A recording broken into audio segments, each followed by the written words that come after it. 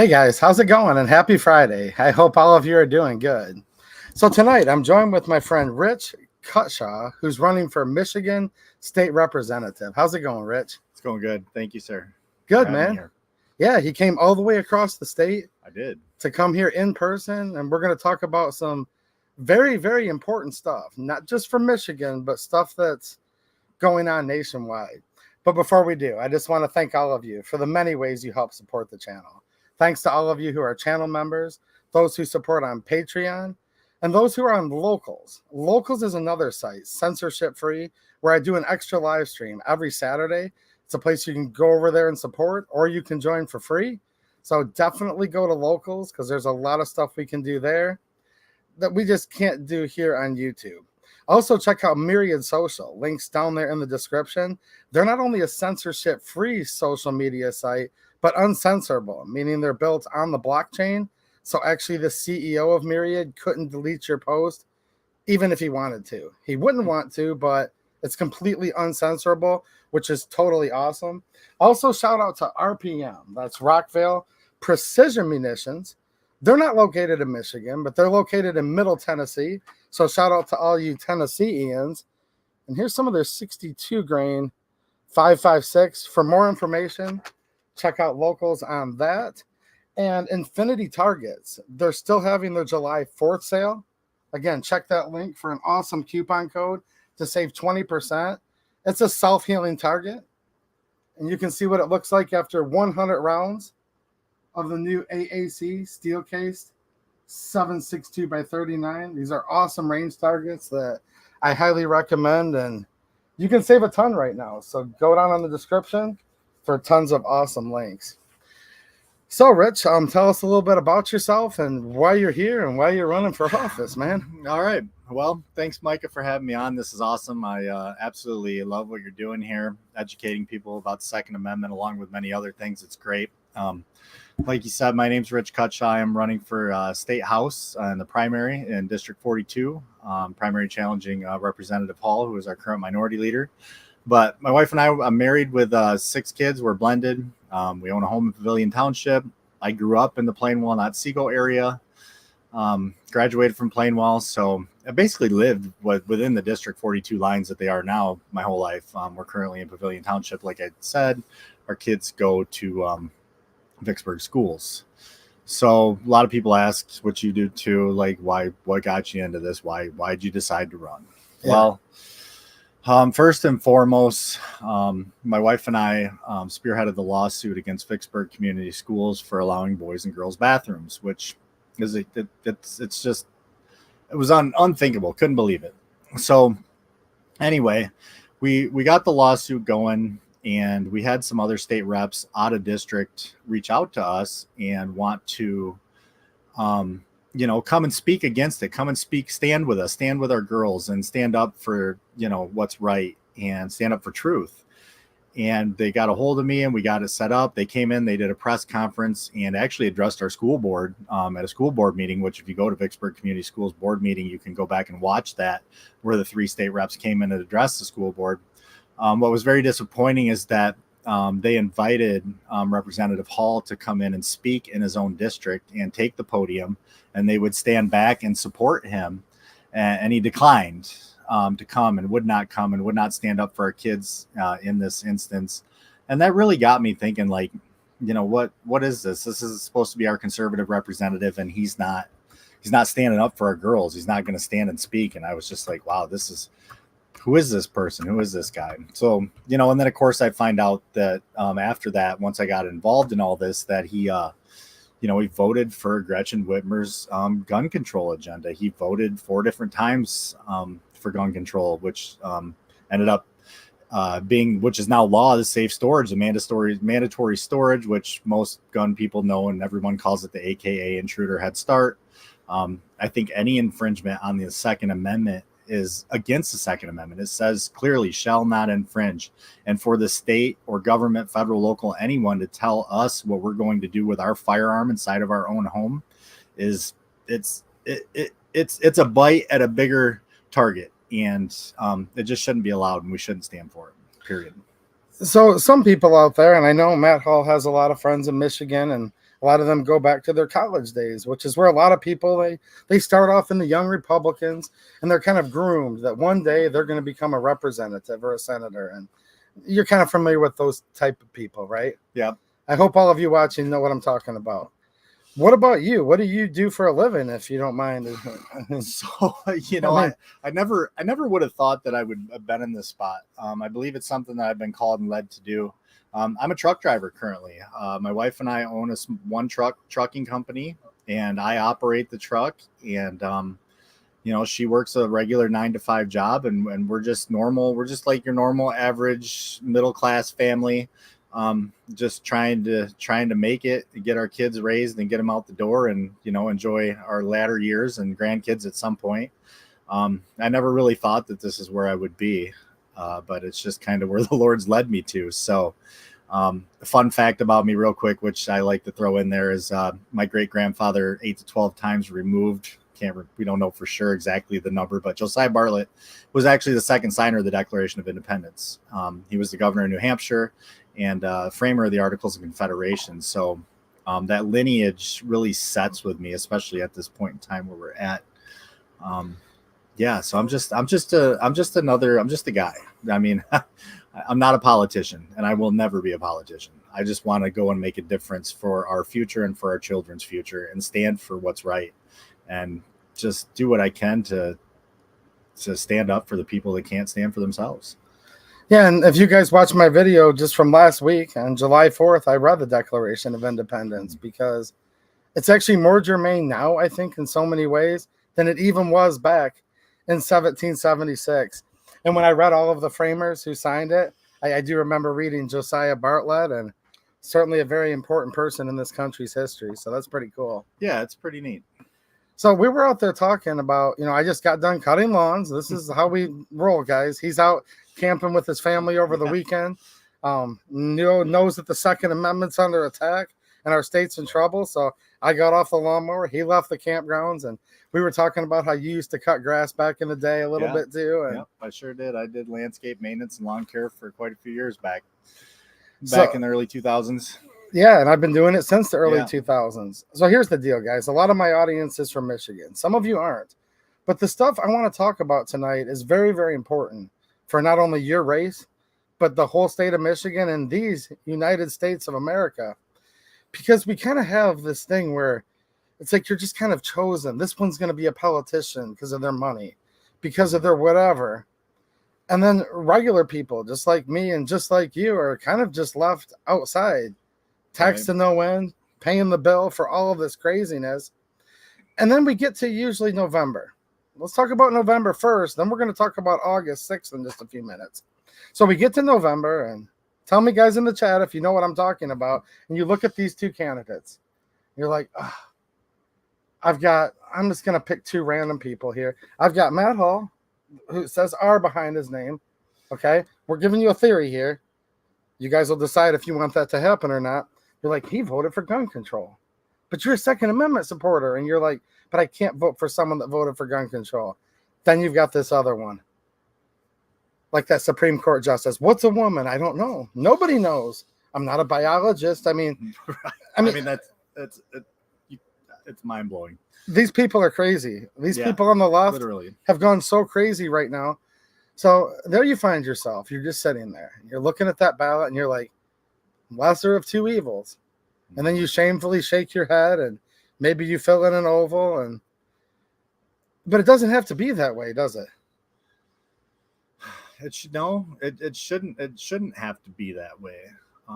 We should have the option to not have to choose the lesser of two evils. And the way that we do that is we, the people, we get back in the places that we were always supposed to be. We get back in our local communities. We get back in our school boards, our library boards, for crying out loud. Our library boards are the ones that are approving these drag queen story hours in front of children. We need people. We got to get out of our own way, get out of our own bubbles, and we've got to get back involved in these places that we were always supposed to be. We've got to get back. This was never created to be a top down. It was a bottom up government, and that's the way it was intended, and that's how our republic was designed, and it was done that way skillfully and intricately and almost perfect. to be that way because they knew the importance of the person, of us, of the individual. And we've just got to wake up and we've got to get involved. I know we don't want to do it. We're busy. We got this, we got that. We don't know that we can make a difference individually, but we can. Our voice can make a difference. We have a lot of voices and we've got to get back involved. I'm just going to say it again. Our local communities, our local governments, at the local level, the county level, the state level. And if we get people that know truth and want to speak truth and not go along with the status quo or go along with the agenda that we're seeing now, this is where we make a difference, is in our local communities. Yeah, I agree. And if you look back at the great founding document, the Declaration of Independence that your 10 times great grandfather signed on to, it says that all men are created equal and they're endowed by their creator with certain unalienable rights. And among these are life, liberty, and the pursuit of happiness. But then it goes on after that and says that to secure these rights, governments are instituted among men, deriving their just powers from the consent of the governed. And I know you guys are pissed off right now at what's going on in this country and in the state of Michigan, and you should be pissed off. But if you just sit there and kind of do nothing and don't think about things and don't get involved in things like primary elections, things going on with your school board, your county commissioners, your hometown, unfortunately, if you abstain, that ends up being a consent. And we have a primary coming up in Michigan right now, and that's what Rich is running for. So primary election for Republican Party ticket, right? Right. Yep. Primary election, Republican Party ticket, August 6th primary. You know, we have 9 days of early voting. The absentee ballots already have been out. People are already mailing those in, returning those. So, you know, the primary is very important. If you don't want to, like Micah said, if you don't want to have to try to choose the lesser of two evils in November, where your shot to make that difference is in the primary. And I'll be honest, I haven't always been a primary voter. I've always voted in the general since I've been 18. Didn't really pay much attention to the primaries because I didn't think that they mattered. And I think maybe we've been kind of groomed almost in a way to think that those don't matter. But the primary is where the difference is, because that is when you get to choose the candidate that you believe is going to make a difference and represent you. And I love when people message me and say, hey, I voted for you. You know, because I like going back and saying, I really appreciate it, but I don't want you to say that you voted for me. I want you to say that you voted for us. Because this isn't about me. This is about doing a duty for the people and standing up and having a voice for us and putting people in those places that will keep that voice for us. So it's called the primary election, guys. I know every state has them. Michigan definitely does. And this is where you get to go in there. And some states have a mixed primary. Some you have to have already declared yourself ahead of time. But in Michigan, you can walk up that day and just ask them for either a Republican or a Democrat ballot. Of course, we now have mail-in and early voting as well, which complicates things, but that's a whole new thing. That's the way it's done now. Right. That comment by Jane Locke, the Rhino get in because not many people vote in the primary. Yes, that is exactly right. And that's why we end up with the Rhinos in, because we're not voting in the primaries. And a lot of people just vote the name that they know. Shout out to Jane Locke, by the way. I'm really looking forward to hanging out with you this Sunday. We're going to be hanging out. She's going to provide her sound system. I'm going to bring the generator, and we're going to be hanging out with my favorite state representative, Jamie Thompson, down in Monroe, Michigan here in just a couple days. So I will see you soon, Jane. I just drove by her house like an hour ago when I was cutting basically one of her neighbor's lawns. So nice. It's a small world, isn't it? Nice. You know, and that term Rhino, a lot of people don't like it. They say don't use it, but here's the problem with the Rhinos, or the, what do you want to call them, weak conservatives or whatever, is the Democrats, the far left, we know what they're going to do. We know where they stand. The Rhinos, they're like the hypocrite almost. Like, it's like, you don't know. They're I hate to say it like this, but it's true. They're two-faced. Yeah. But you don't know what they're going to do. You don't know what they're going to vote for. And the bottom line really is, it's like, they're going to vote whatever way is paying them the best. And that's I'm sorry to say it like that, but that's the reality. And I think I won't get into it a little early. I won't be a spoiler alert, but I think Micah plans on sharing a video that was just released by one of our awesome senators who had the courage to release a video like this. And, and what he says, it's so true. And the system's broke. And the only way to fix it is to get people back involved. Yeah, just like regular people. Yeah, regular people. Like regular people that have regular jobs that just want to get, that's what it was intended. When it started out, it was legislation. It was a volunteer position. Yeah. You didn't get paid. You volunteered your time. And when it's volunteered, you take out your special interest in your big business, because when you're volunteering for something, I guess you could be bought, but it takes less away from the drive to get it. Yes. And fundamentally. So I did a video that was like 6 hours long just a couple weeks ago when they were passing the omnibus budget. There was the education omnibus and then the general omnibus budget. And they literally let this thing go all the way through the afternoon into the night, adjourned at 4:30 in the morning, came back in session at 5:30 in the morning, whenever it was, and kept going. Like, this was literally about a 20-hour session. And these reps are given these bills that are thousands of pages long. Right. They don't have time to read them. And I was texting one of the representatives while they were in session. This rep was sitting on the floor. I was texting several of them, but one of the reps came back and said, yeah, the lobby is full of lobbyists right now. Mm-hmm.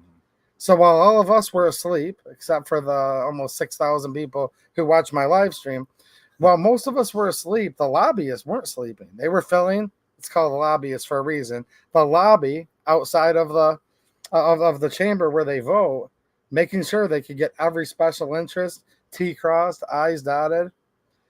And I realized it's like, guys, this is literally a machine right now. And you've got a guy here that's a truck driver, doesn't have a lot of money to be running his campaign. You haven't been able to quit working because of your campaign, right? No, not at all. Nope. Fortunately enough, we've been blessed enough that I've been driving since 2010. Okay. We decided to go owner operator a couple years ago.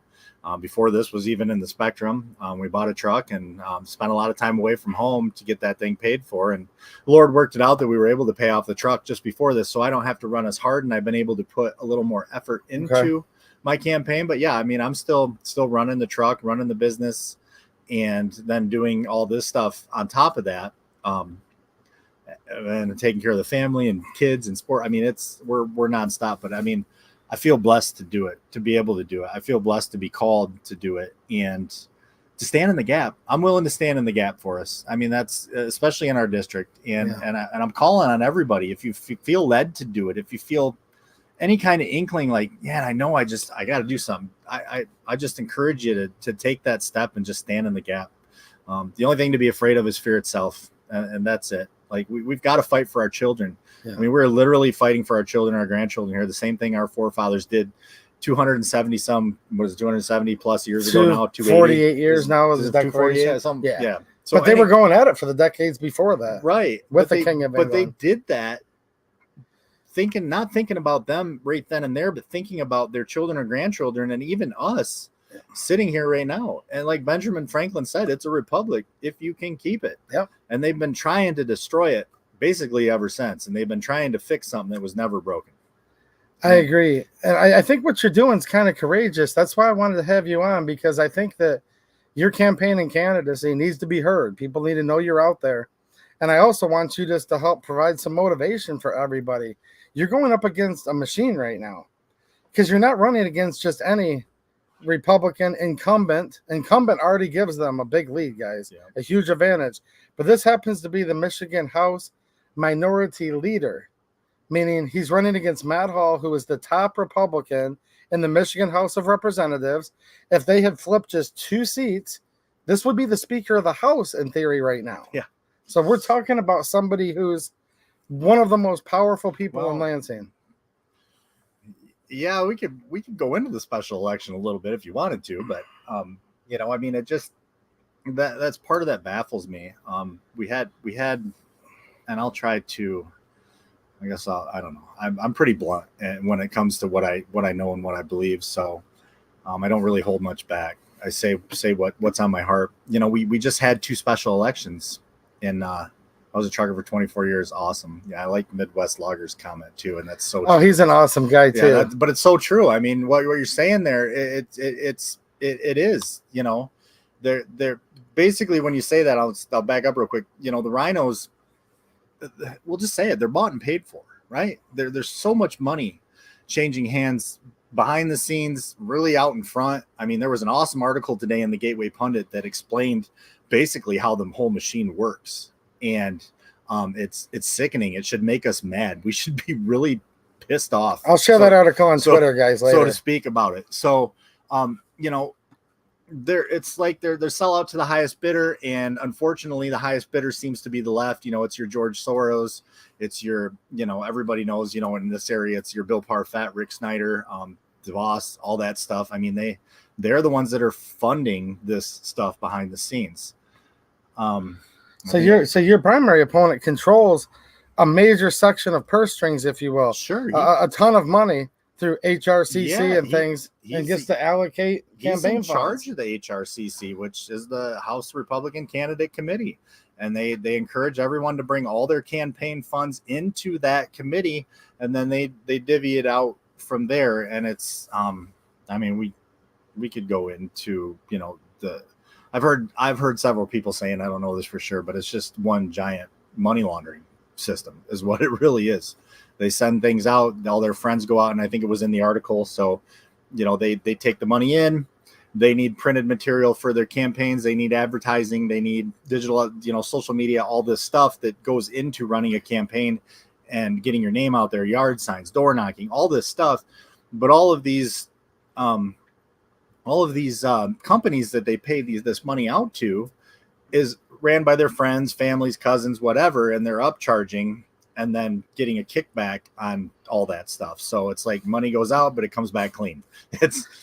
I've heard somewhere in the neighborhood of 60 cents on every dollar comes back.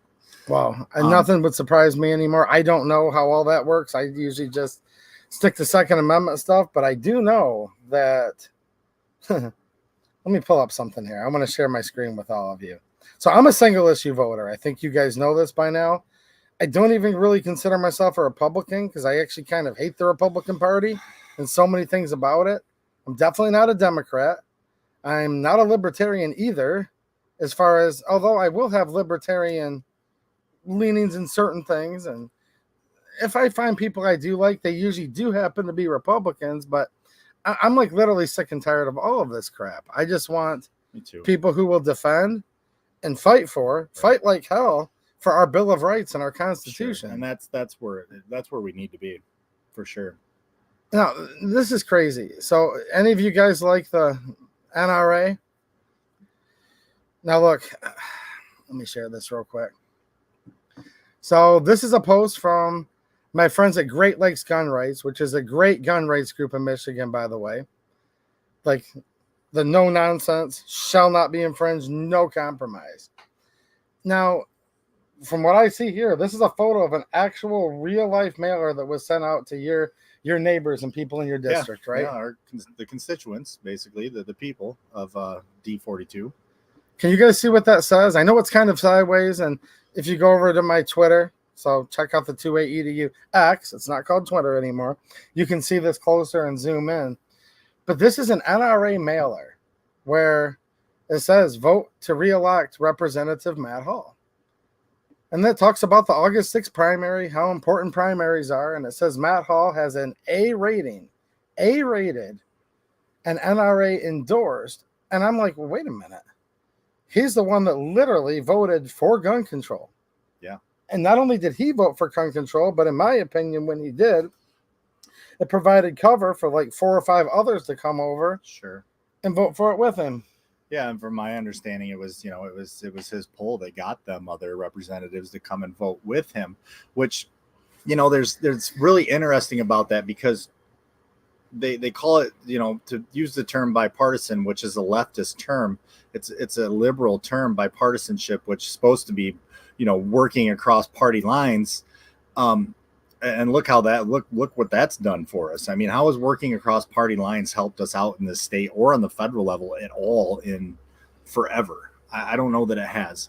But, I've heard some people say that the reasoning is that voting for that, if he wouldn't have voted for that and got the other Republicans to go along with him on that it would have shut gun stops. You wouldn't have been able to buy a gun in Michigan anymore. And all these other excuses that go along with it. And I'm like, and anybody that knows anything about this knows that if the Democrats wanted to pass a bill like that, they had the majority. They didn't need the vote of Minority Leader Matt Hall or the other Republicans to pass any bill.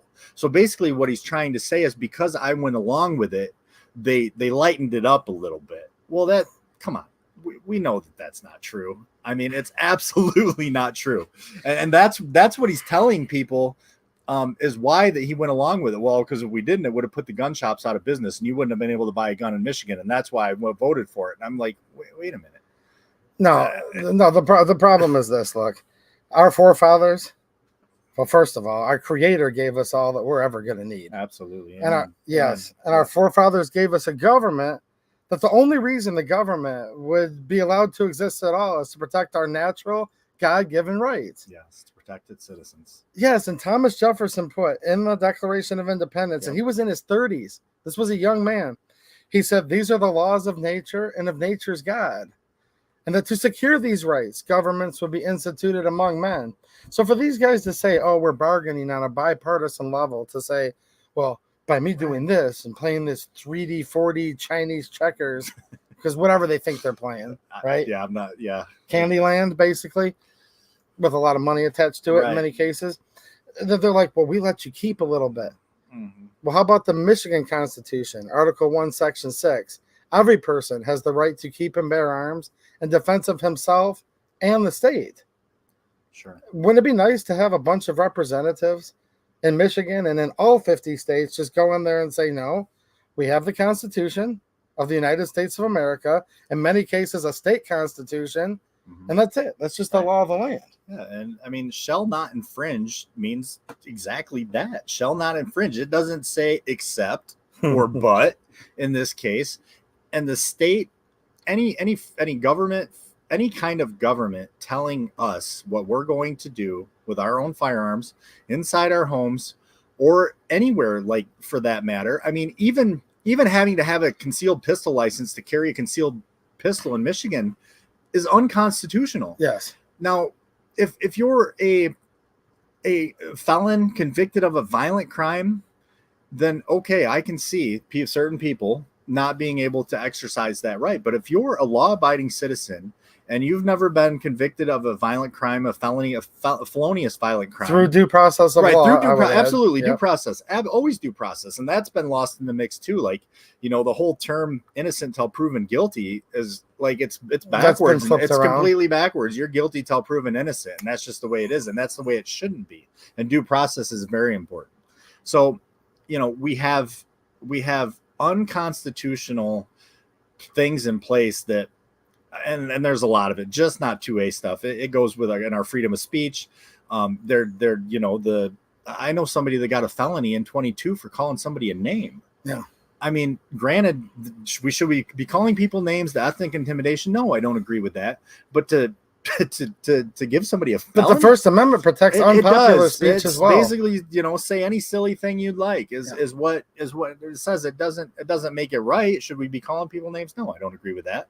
But so we have all of these, I like to call them, the bites at the bigger picture. They're a bite at the elephant. Yeah. The safe storage is a bite at the elephant. The red flag logs is the bite at the elephant. The fact that you could have anybody that knows you call and say, well, this person I think is mentally incapable of owning a firearm. And the next thing you know, I mean, I just read an article today that Michigan's already exercised, 180 people? Yeah, we're getting close to 200 close to 200 people that they've went and confiscated firearms from based on red flag laws.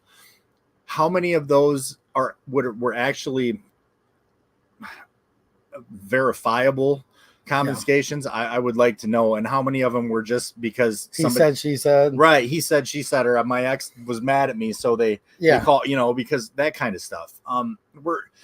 We're playing with fire and we're walking a tightrope, and if we don't get back to the basics and the way that things were founded, and get back to the Constitution, the way it was intended, and treating the mental health in this nation is another huge issue. I mean, it goes back to the whole thing. They try to make guns the problem. Gun control, the key word that everybody needs to pay attention to is control. Mm-hmm. You know, if the government tells you that you don't need a gun, then you absolutely need a gun. I mean, it's just the way it works. You know, when the founders wrote the Second Amendment, they just got done liberating a nation. They weren't out on a fishing trip or a hunting expedition and decided, well, we should probably have guns. No, they just got done fighting the battle of their life. It was life or death, and they won. And they were like, this is what we fought to get away from, and we should be able, as citizens, to carry and exercise our right to bear arms. And that just the way it should be, because without them, you know, look, I mean, not even that long ago, World War II, look what the Germans did. Yeah. And it seems like people have forgotten about this. Obviously, I wasn't alive then, but you can look back in history and see when Hitler went in, he didn't just go in there and round up, you know, the Jewish people and all this stuff. No, he went in and he confiscated the weapons first, and then went in and started rounding up all the jewelry and the gold and all the precious valuables and metals. And then the next thing you know, they're coming in and shipping them off the concentration camps. And that's where it starts. And so nobody can fight back because they were disarmed. You're disarmed. You can't fight back. So, you know, we've got to do everything we can. I think the entire Constitution hinges on the Second Amendment, to be honest, because without the Second Amendment, we don't have a Constitution. We don't have a republic. And that's what I always say, guys. You guys know what I say, but I'm going to say it again because it's important. Look, I love the whole Bill of Rights, literally all of it. Completely beautiful document. Yes. But I like the Second Amendment just a little bit more than all the rest, because it was put there not for if, but for when they come for all the rest. And they're coming for everything now at this point. Yeah, they are. You know, and I can't, what's the Mark Robinson, the Lieutenant Governor of North Carolina now. I think before he had a video back where he went down and addressed the city council about rounding up the guns, and he said the thing. He goes, you know, I'm a law-abiding citizen. You want to take my guns? I'll come down and turn them in if that's what they want to do. But I'm going to tell you, the criminals are going to keep their guns, right? And they're going to come to my house and they're going to rob me and they're going to shoot me, and you guys ain't going to do nothing about it because now I can't defend myself. So you know, the laws that they're putting in place only affect us people that obey the law and abide the laws as far as our guns. You know, I mean, that's the only people it affects. Yeah, these laws only affect the law abiding. And if you think about it, this is where really what all this boils down to. We're in a battle of good versus evil, because good people don't really need laws. We don't want to hurt anybody. Sure. And evil people and criminals, by definition, they just don't follow laws. And this is how it's always been, right? Right. Well, and you can go, and you talk about morality. I mean, you can go back to Genesis when Cain killed Abel with a rock. Yes. Well, could God have confiscated all the rocks at that point? And just said, wow, you know, the rocks are bad because Cain killed Abel with a rock. No, he didn't, because it wasn't the rock, right? Just like it's never the gun. I have never in my entire life ever seen a gun just get up and shoot somebody on its own, not without a person behind it, because it's not going to happen. There's always a person behind the action. It's a heart issue, right? It's a mental issue. It's what's in our heart. Are bad people going to get guns? Yeah, they're going to get them. I mean, there's so many guns in the world now. I mean, they're going to get their hands on them if they want to. And the people like us that want to just be able to defend ourselves from those type of people aren't going to be able to. And then you start getting that overreaching tyrannical government, because they know they can. And like I said, they're these little infringements don't seem like a big deal now, but it's one bite of the elephant, you know. And how do you eat an elephant? One bite at a time, right? And I think when you said dangerous people that could kill you, and then tyrannical government, you actually just repeated yourself. Right? Well, yeah, I literally did. I was trying, you know, where they're coming in with like military and officers, or, you know, weaponized. Maybe I shouldn't say that. You know, government, overreaching government, weaponized government to come and confiscate things. I mean, I know you said you talked about COVID a little bit. I mean, they were literally beating down people's doors and arresting people like Dr. Simeon Gold, just because she was speaking out against what was going on and say, hey, this isn't right. We have different ways to do this. They came down, the FBI came in, knocked her door down, took her to jail. Yep. For just not going along with the status quo, not being part of the status quo and speaking out truth. And you know what's so crazy? We just literally watched America. And some states were less worse than others, but we just watched this country, and especially the state of Michigan, just get like flipped around with unimaginable lockdowns happening just 4 years ago. And now people are already sitting back going, ho hum, what's a primary? What's this? Right. Who's my representative? I don't know. Who's my senator? I don't know. And it's like, really? Yeah. And you say that, and I'll be honest, I was not always up on this stuff. I didn't pay attention to this stuff. I mean, I talk to people right now, they don't know who their state rep is in our district. And I didn't either at one time too. I was complicit. I just kind of went along with that whole, like, you know, it doesn't matter anyway, or that whole false notion that, well, they got it handled over there. They know what they're doing. Yeah. Well, I think we can all clearly see a lot of eyes were opened in 2020, for sure, with the COVID and everything like that. And a lot of eyes should be open right now too. Yes, they should be. We're seeing the government being used against a political opponent. Not that everybody agrees with Trump or is a Trumper, but the fact of the matter, what they're doing is, if they can do what they're doing to him, they surely can do it to one of us. I agree. I mean, it just that should have our little something's wrong here beacon going off in the back of our head, like big time. Oh, I completely agree. And I kind of paused the comments. I'm going to go back and look for those. And remember, guys, any super chats we will read for sure too. And I appreciate any of you guys sponsoring the channel that way. So we were out there talking next to my steak truck about an hour ago. And I said, look, dude, this two-party system sucks. But I didn't use the air quotes the first time. And you're like, yeah, but is there really two parties? I'm like, hold on. I forgot to use the air quotes. Mm-hmm. And look at this comment. There seems to only be one party these days. Mm-hmm. I'm kind of noticing that too.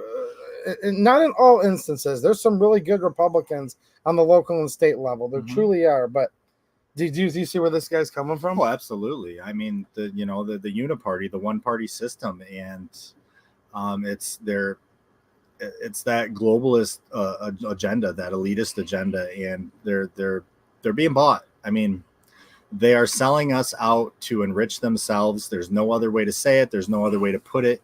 That's the black and white of it. Yeah. There's no nice way to say it because it's wrong. It's awful. I can't imagine standing before the Lord one day and having to give an account for my life of doing something like that. That's one of the things people ask me, because I had a guy come up to me and he goes, well, you're not going to be one of them guys that gets out, into Lansing and sells us out, right? Because he goes, I know you can buy a state rep for $3 million right now and a senator for 10. And I said, jeez. Yeah, I believe it. But I said, the difference is I've been to hell and back in my life. I lived a life far away from the Lord.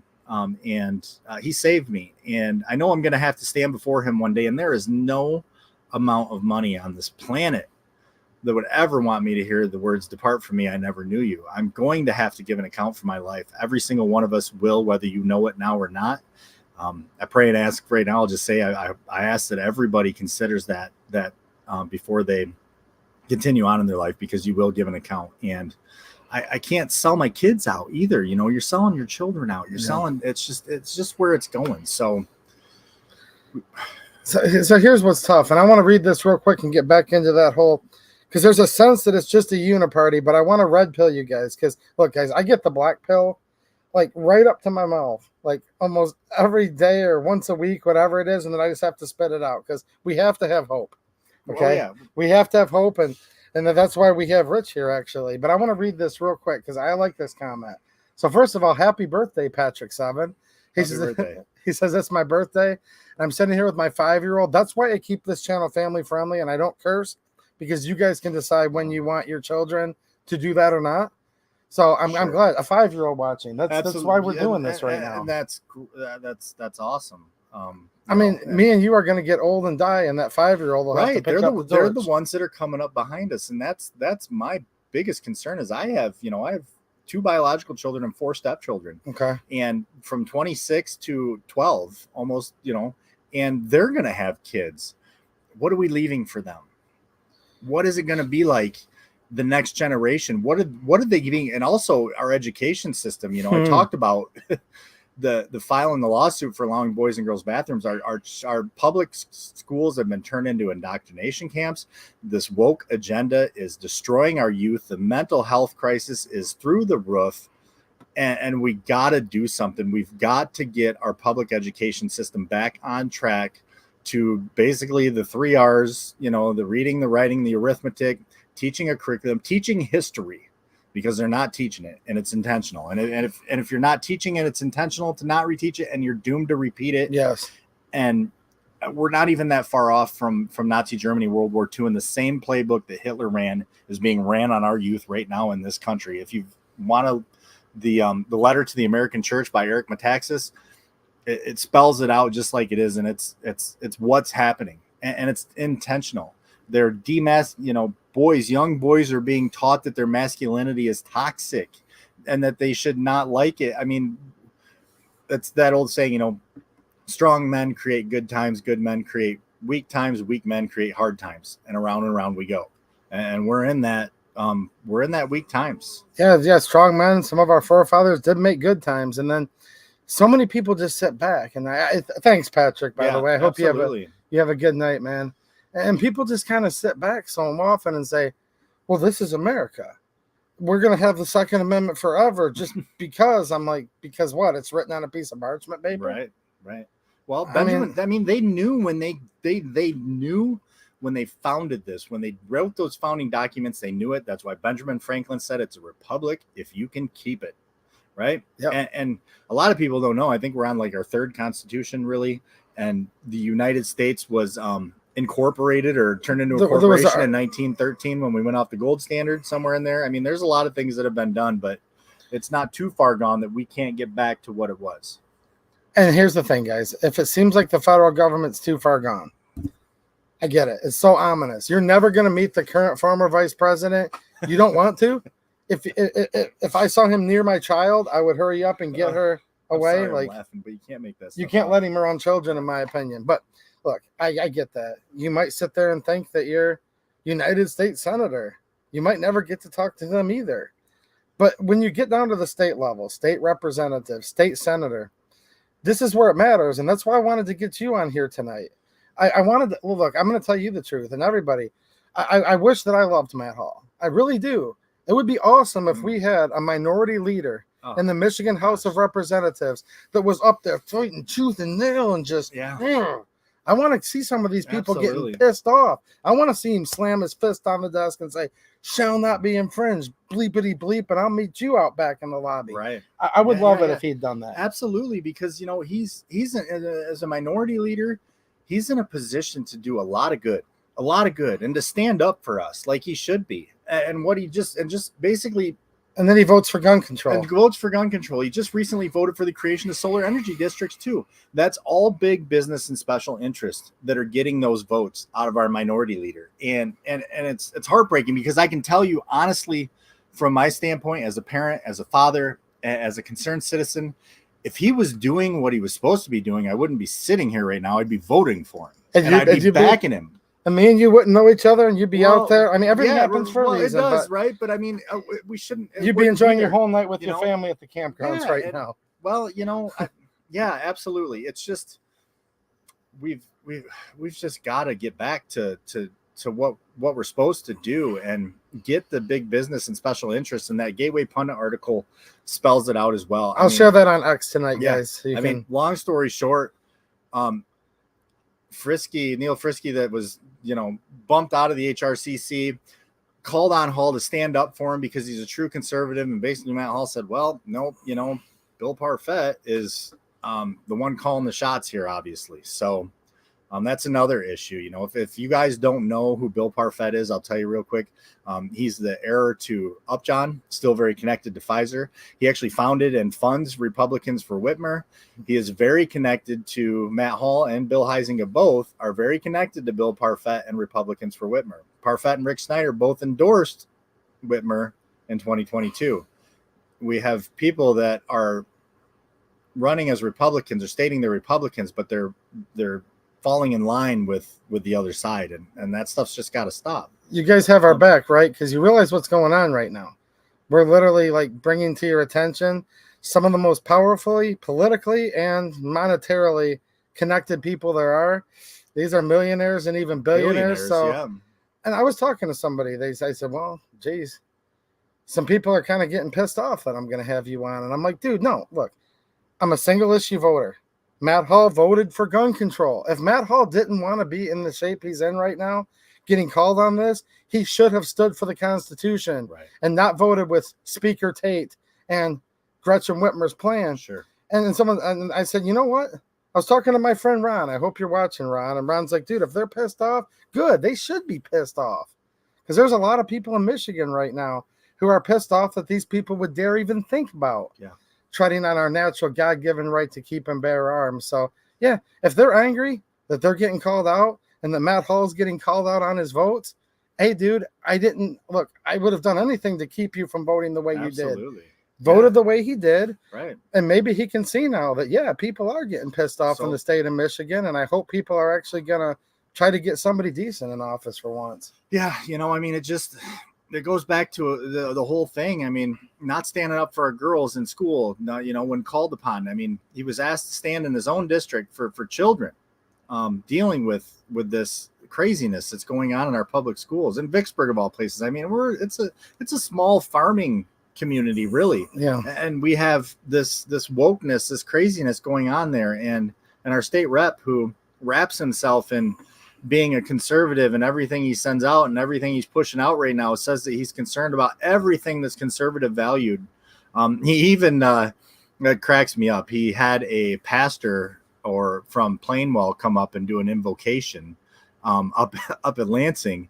And the reason I chuckle on that, not that the pastor did the invocation, I think it's great, but the fact that Matt Hall invited him there to do the invocation and then posted it all over his social media as a campaigning tool when the Freedom Caucus has invited him in to do prayer with them almost every morning before session, and he has something else to do or runs off or does something and will not go and pray with them. So, we're seeing him wrapping himself in all of these things that he's claiming to fight for and stand for, but he's doing quite the opposite. And if you dig and look at the voting record, and if you dig a little bit and look at the donors and the money trail and who supports him and what he's doing, the dots are really close together. It's really not hard to connect them. And my viewers know, because we've literally live streamed it last year when this gun control was passing. We saw his vote, and he did vote for gun control, even though he's sending mailers out in his district right now saying, I'm pro Second Amendment. And he'll say some of the things he supports, but he leaves out some of the things he voted for. Right. He has an NRA endorsement. You have Great Lakes gun right endorsement and Gun Owners of America. Correct. And those are the two. Like, if you're in Michigan, it's Great Lakes Gun Rights and GOA. In other states, it'd be your local state group. But GOA, that's the national endorsement that you want, in my opinion. Period. No questions asked. You guys know, because you've seen some of the videos I've done with them. I'm friends with a lot of the people in the GOA. Great group. Now, there's another group I just have to throw out there, and then we've already been on 48 minutes. I do want to play this video in a second. Okay. But there's another group, and I just have to say it because it's true. It's called Michigan Coalition for Responsible Gun Owners. They just gave Matt Hall an A+ rating. Not A, but A+ rating. So where are we at, guys? I mean, chime in the chat. I do read all of these afterwards, and I want to know what you think. So we've got, like, people talking about Rhinos tonight. Right. They're saying they can't tell the difference anymore, and it seems like we have one party. And then we have a Michigan gun, quote-unquote, gun rights group and a quote-unquote national gun rights group giving a guy an A and an A+ rating after he votes for gun control. Like, what do you make of this? It's like bizarro world, really. I mean, like it makes no sense, right? Like it's like you're giving him kudos for going against the Second Amendment, and it's disheartening, it's appalling, it's disgusting. It makes no sense. I don't understand it.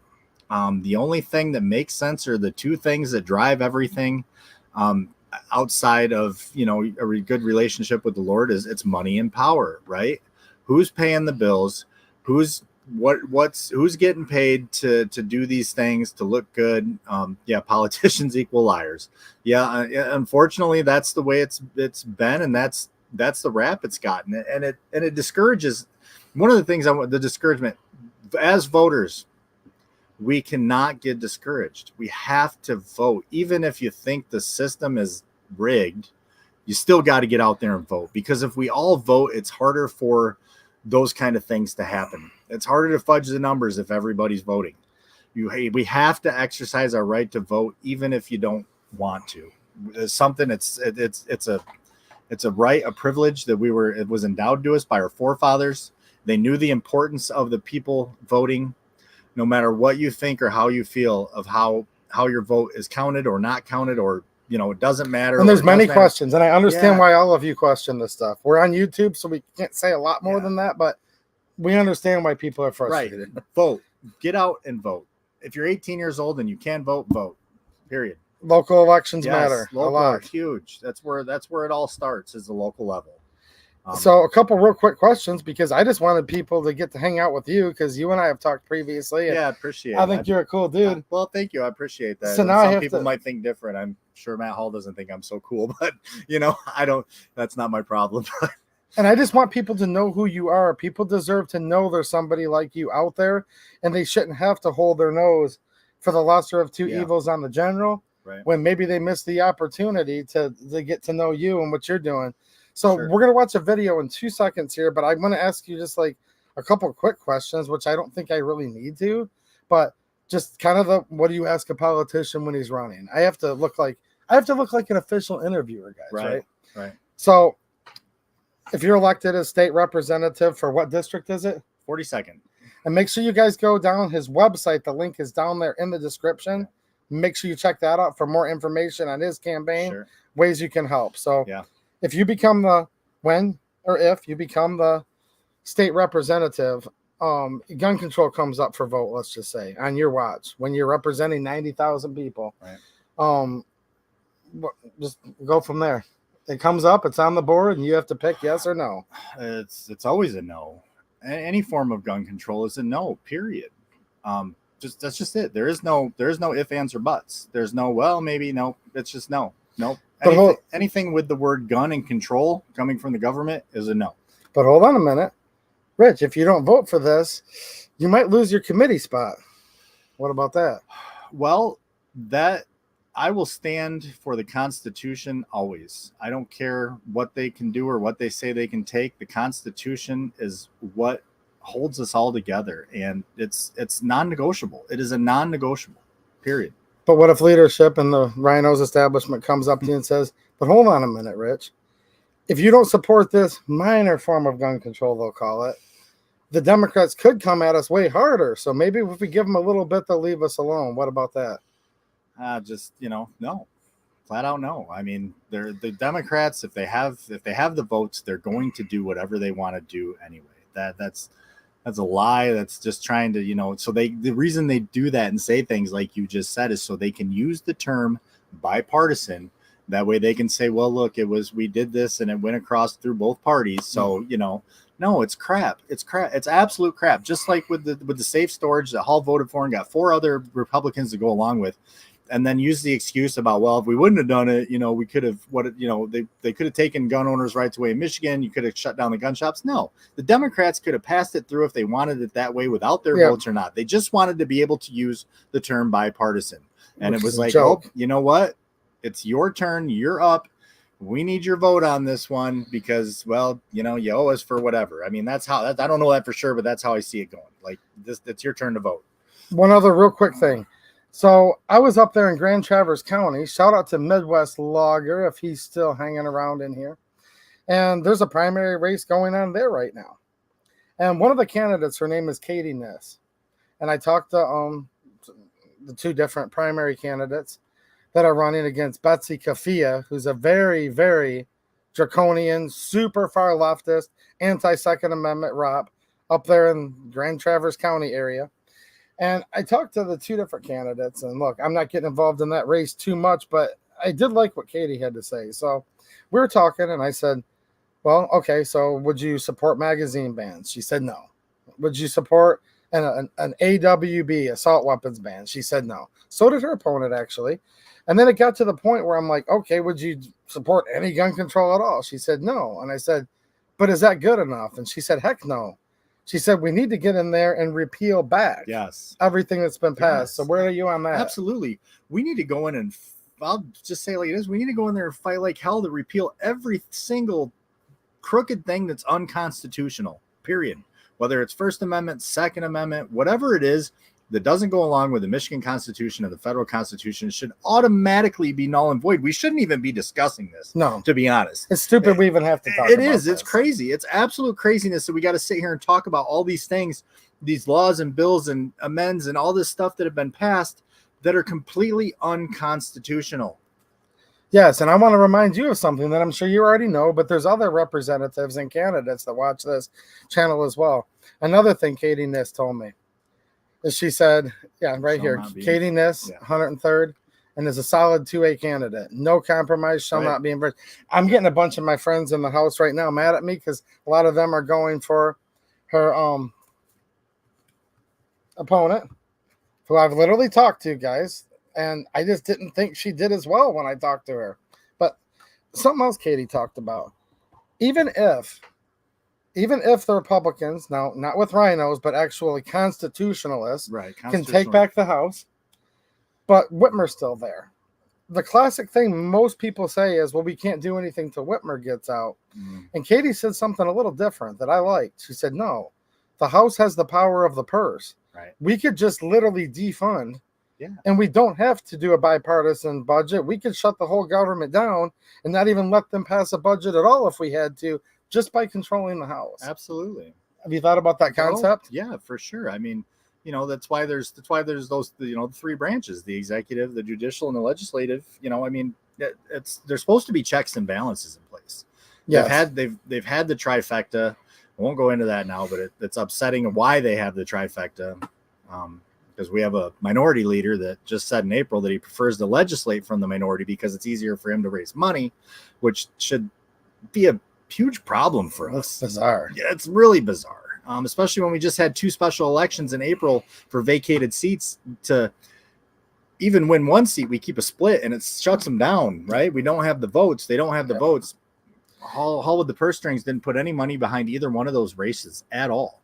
And then in that same time says that he prefers to legislate from the minority at a center-right event from his own mouth because it's easier to raise money. I mean, that should be, you want to talk about a red flag.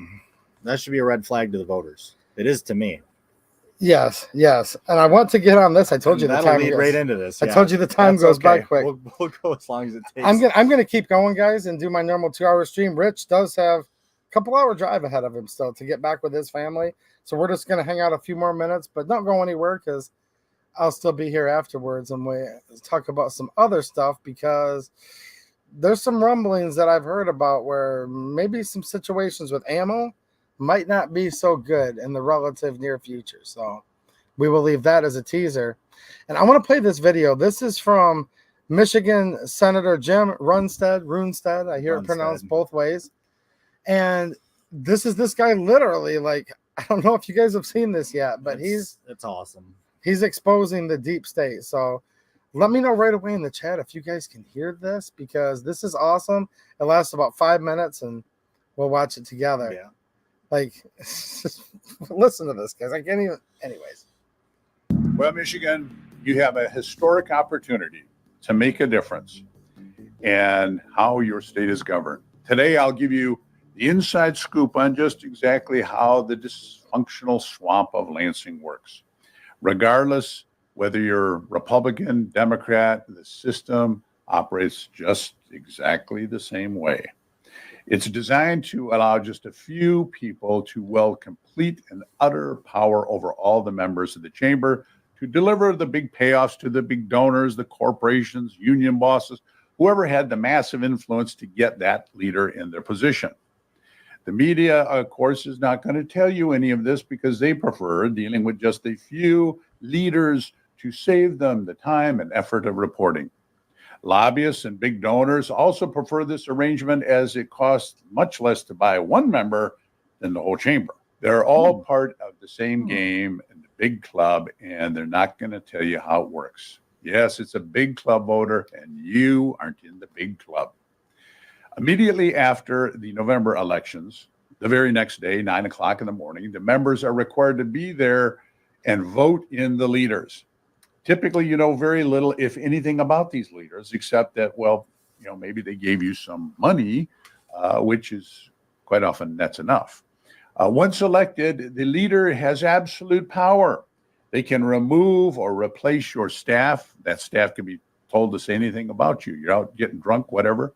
They can remove you from a committee chair position, take you off committees, revoke your parking spot, even remove your seat and desk off the floor of the chamber.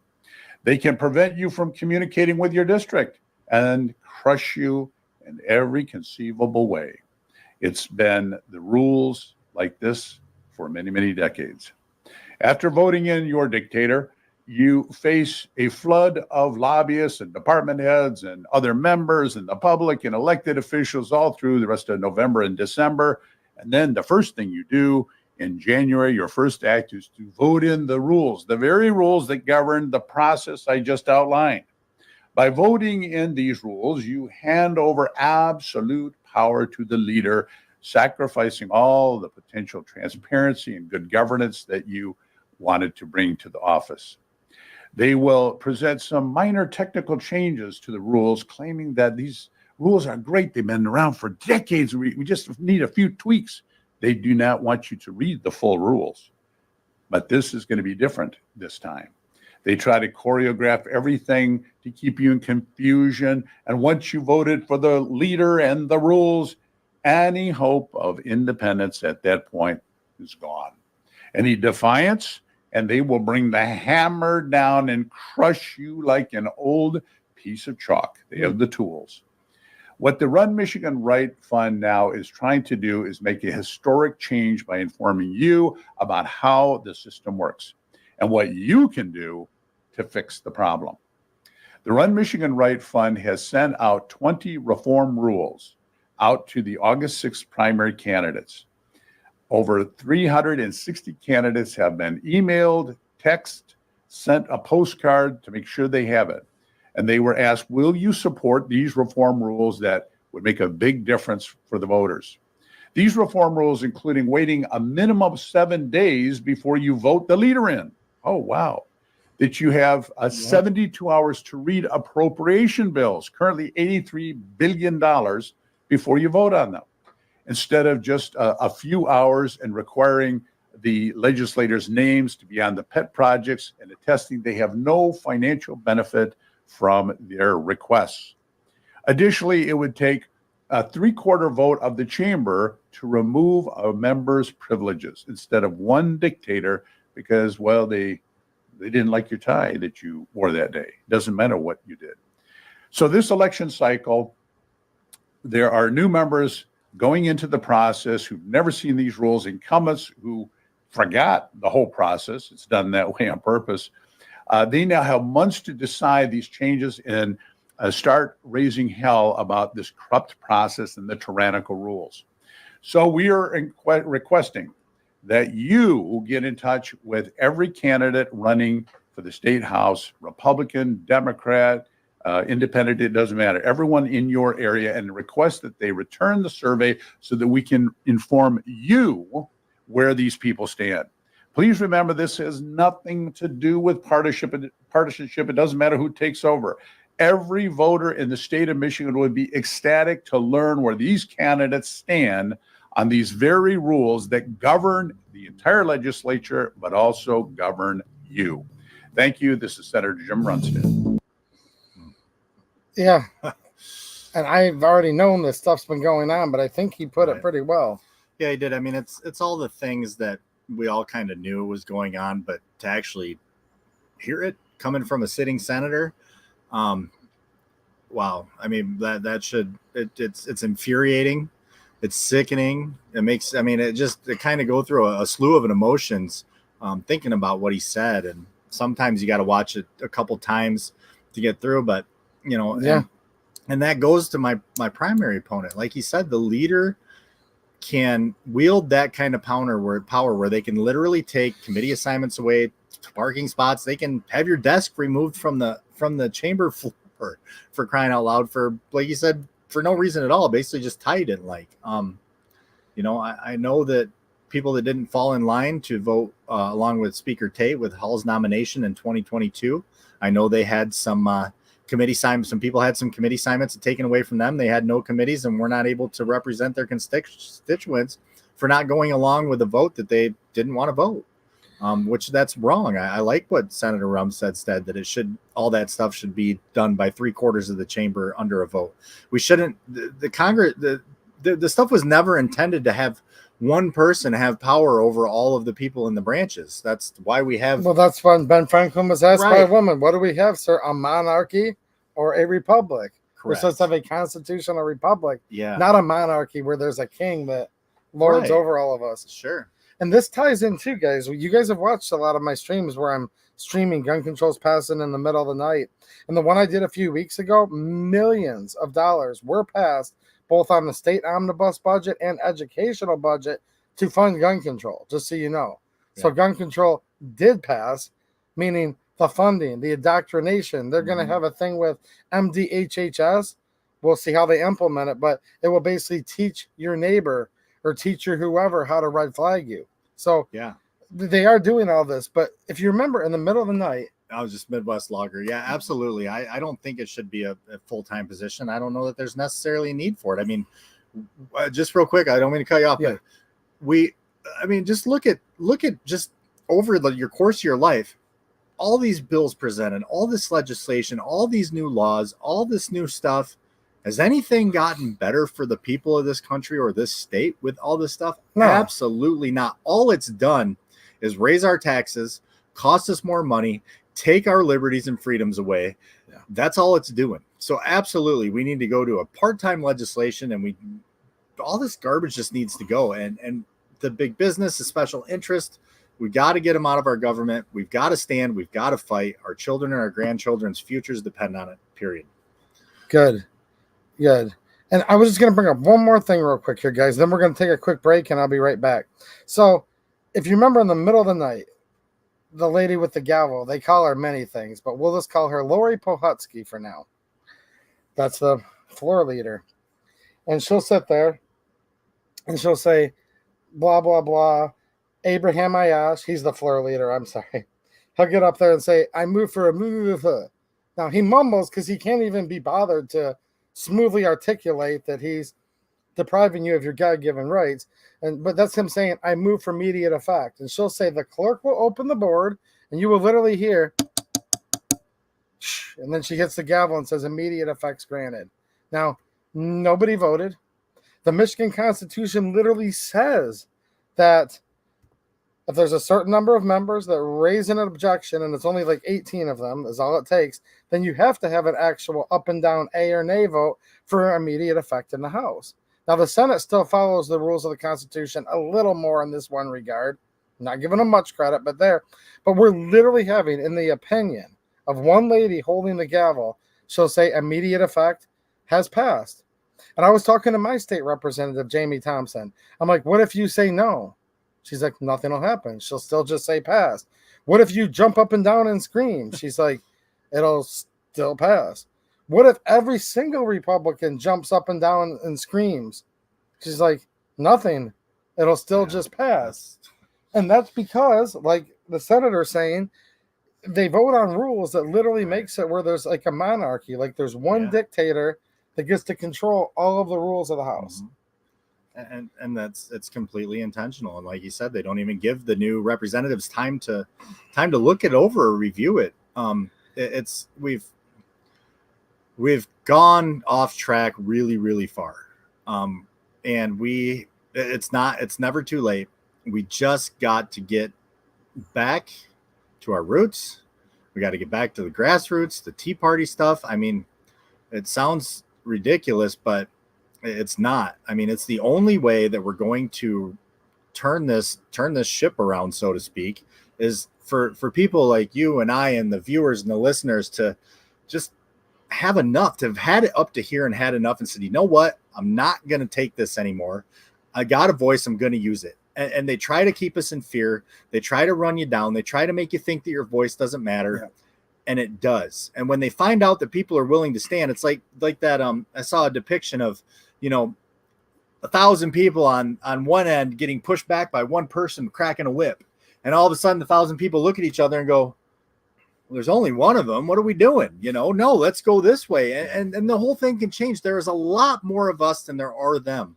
Way more. Mm-hmm. We've got to get out of our little bubbles and do something about it before it's too late. Because if we don't, when that bubble bursts, when your little comfort lifestyle that we think we have, doing what we want, when we want, how we want, when that bubble bursts, I don't know that there will be a coming back. We lose this nation. We lose this republic.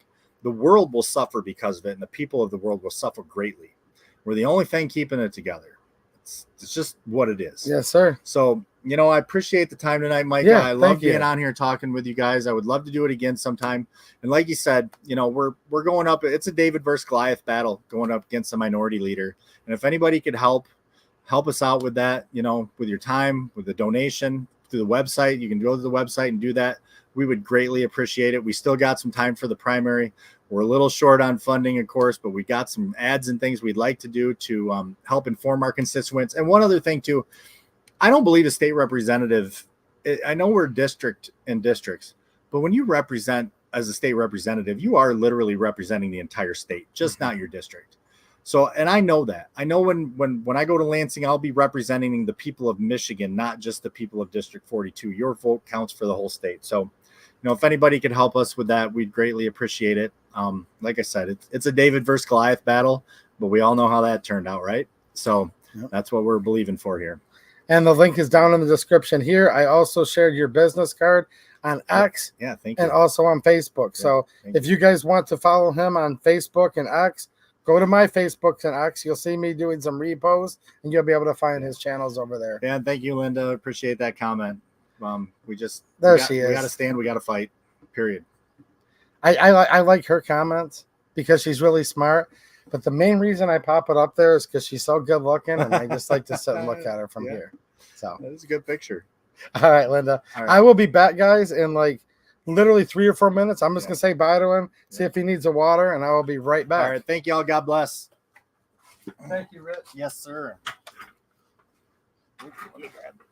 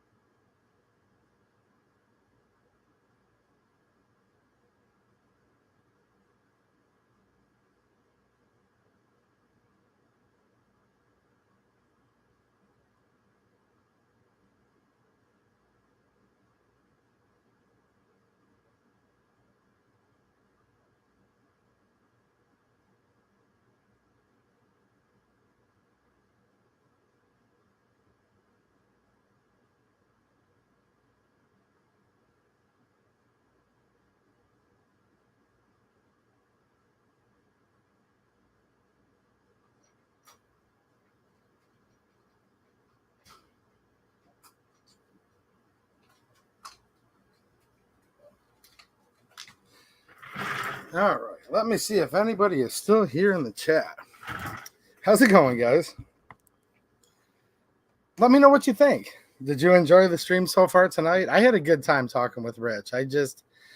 Yeah, he's a political candidate, and I know people are so frustrated with politics nowadays, but I think he's actually just like a cool dude too. We were talking just a few minutes as I walked him out to his car, and he's got a long drive back where he's camping with his family, but it's like, look, man, I just think that people need to know that they have options. And I wanted his voice to be heard and for people to know that just a regular dude running for office against the minority leader, very powerful person who voted for gun control.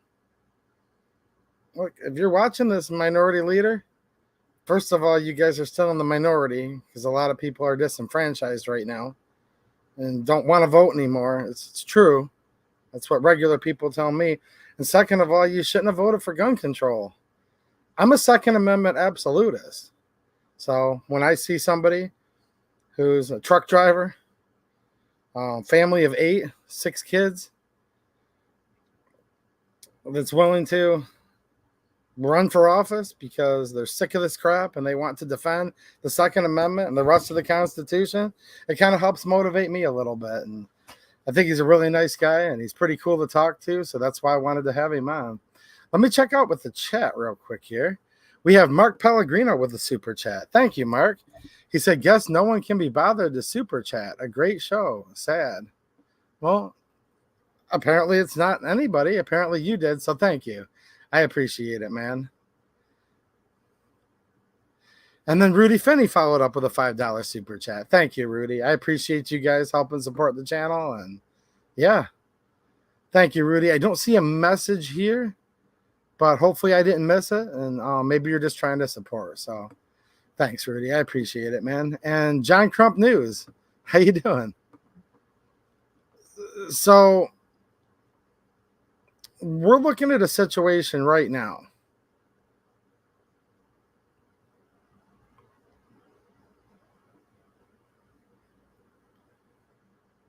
Let's see here.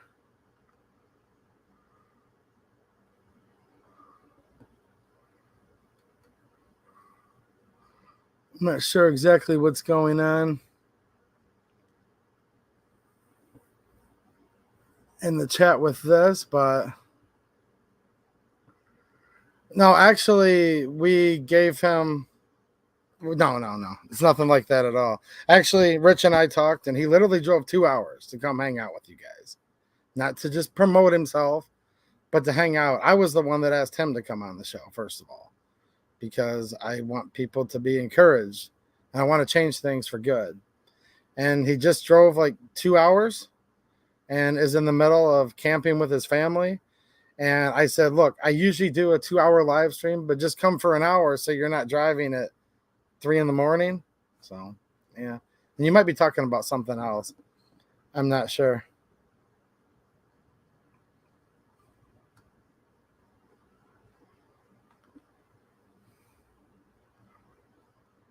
Or maybe you were talking about somebody totally different. So I have no idea.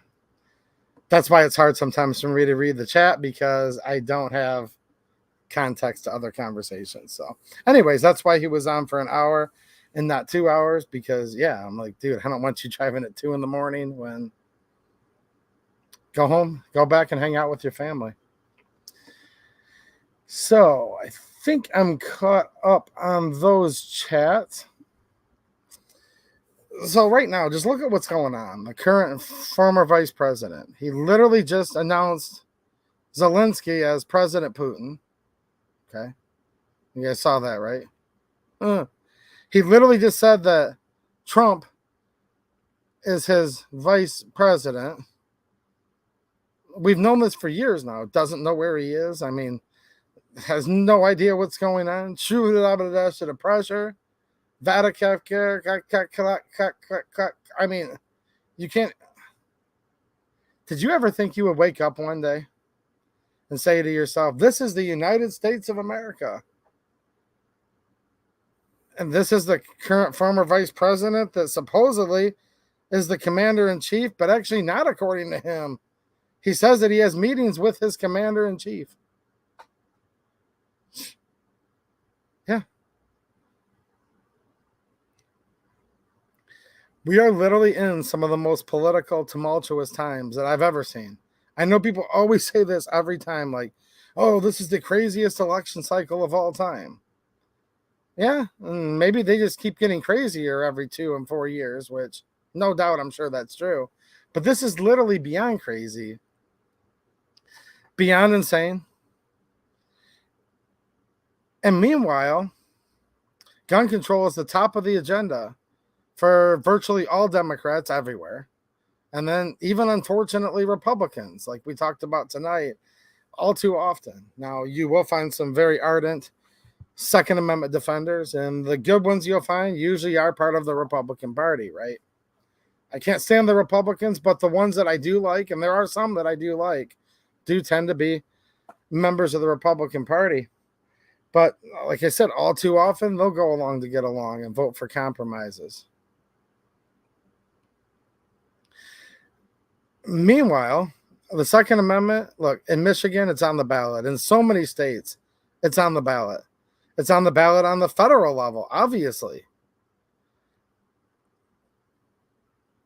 And meanwhile, right now, guns and ammo are like the cheapest they've been in many, many, many, many years.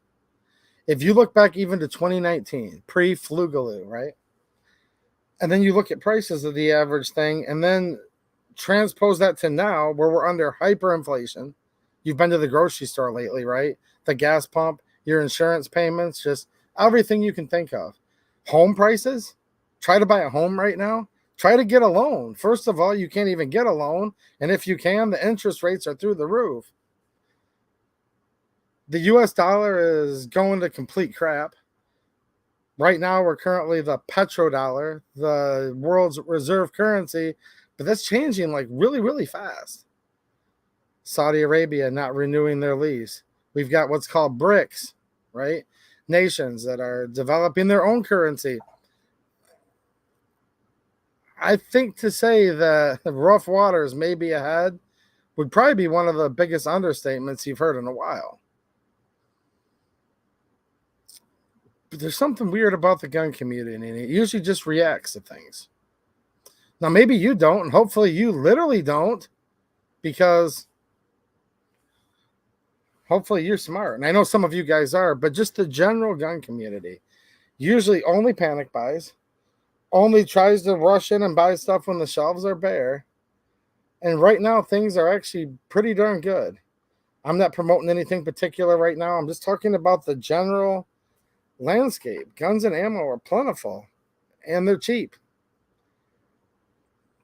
Don't get caught with your pants down. Think about what's going to happen here, because this has kind of gone under the radar a little bit. Well, no, it's gone under the radar like a ton.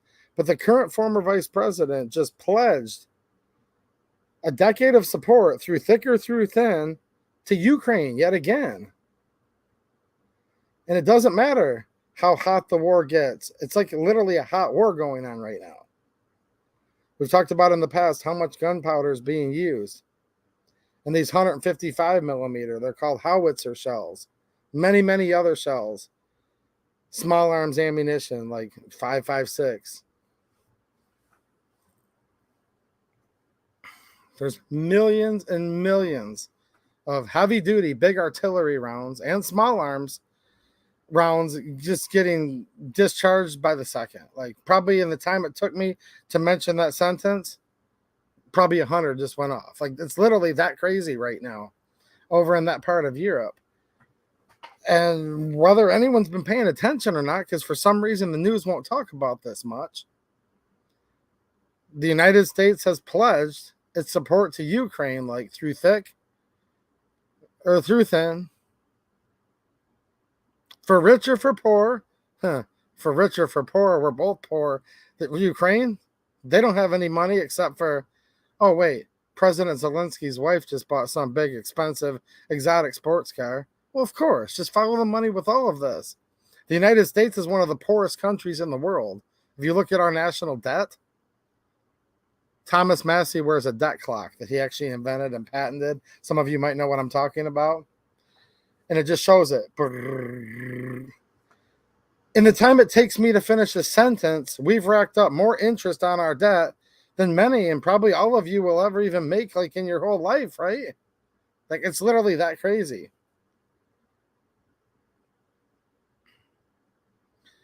It seems at this point that the people who are holding office in the White House, most of the senators, most of the United States House of Representatives, that they literally just want to destroy this country and just bankrupt it and end it as fast as they can. It's like the Titanic sinking, and these evil politicians are sitting there grabbing all the silverware and trying to put it underneath their shirt and in their bags. Actually, it makes you sink even more if you're trying to swim with tens of pounds or hundreds of pounds of silverware on you, but I don't think these people really care. Rich brought up something earlier talking about the 19 teens. 19 teens, well, that's actually when the Titanic sank. Did you know that? 19 teens is when the Federal Reserve was put in place, where we've had a corporation printing our money ever since, and where it's funny money and it's fiat currency, because then we've gone away from the silver standard, away from the gold standard, and all it represents now is that. But some very rich, influential people were passengers on the Titanic. Did you know that? Well, I'm sure you do because you watched the movie, but there were rich, influential people that were not just rich and influential, but they were part of the group that had the power to and was trying to stop the Federal Reserve. Did you know that? Go rabbit hole yourself if you want to. I've actually spent time, and it's a very interesting topic that, again, not a lot of people want to talk about. The people that were trying to, some of the people, I'm not saying all the passengers were, but powerful, influential people that were trying to stop the Federal Reserve were on the Titanic when she sank. And then not too much later, like within a year or so-ish, right? The Federal Reserve came in play. The boot of the federal government and most state governments is on your neck 24/7. You're taxed to no end, over-regulated. You need a permit for this. You need a permit for that. Like Rich said earlier, having a CPL, as it's called in Michigan, it might be CCW in your state. That's BS. That's a permission slip. Is it a right or is it a privilege if you have to pay for it?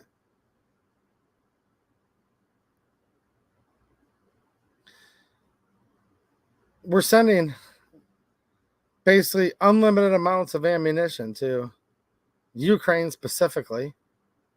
In fact, the numbers are insane that they've released that they've sent to the Ukraine. But then at a certain point, they stopped reporting much of it. So you actually have no idea how much they're sending. There's some really, really interesting stuff, and I'm going to put together a more complex standalone video on this, or maybe a live stream dedicated just to this topic, but I want to give you guys a little heads up. There's raw materials that's involved in making gunpowder. You think of one of them being nitrocellulose. I can't help but to notice that a lot of countries are cutting off exports of nitrocellulose, including Taiwan, China, and more countries are joining that list by the day. Now we live in this so-called global fiat economy, and it's a bunch of crap. And the petrodollar looks like, in my opinion, it's not doing so well right now.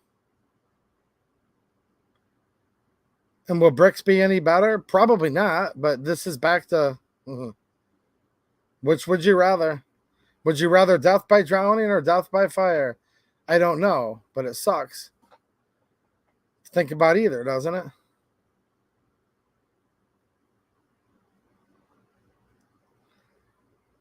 We have companies like Vista Outdoors proclaiming months ago that they're not going to be selling their main powder line to civilians anymore.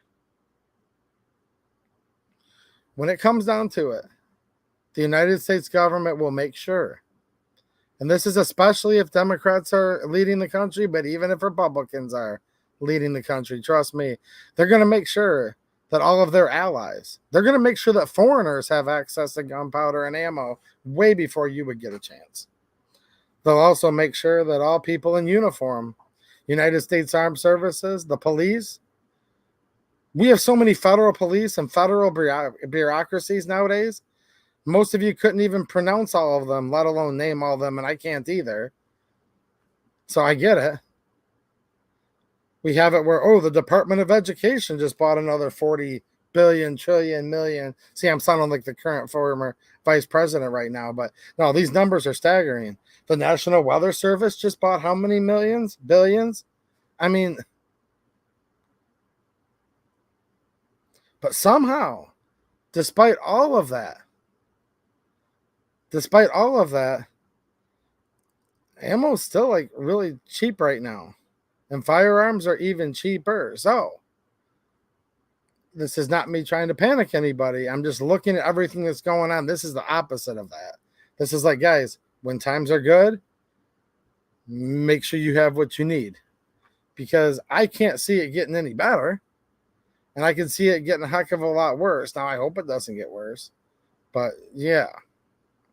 So, I can't promote any of that stuff here. And that's not even my intention of that whole little soliloquy there, but there's some really good deals to be had. Make sure you check out my locals, my Myriad Social, because we can't promote any of that stuff here, and I'm not, but man, I've been grabbing what I can because I think about it and I'm like, so-and-so's not exporting nitrocellulose anymore.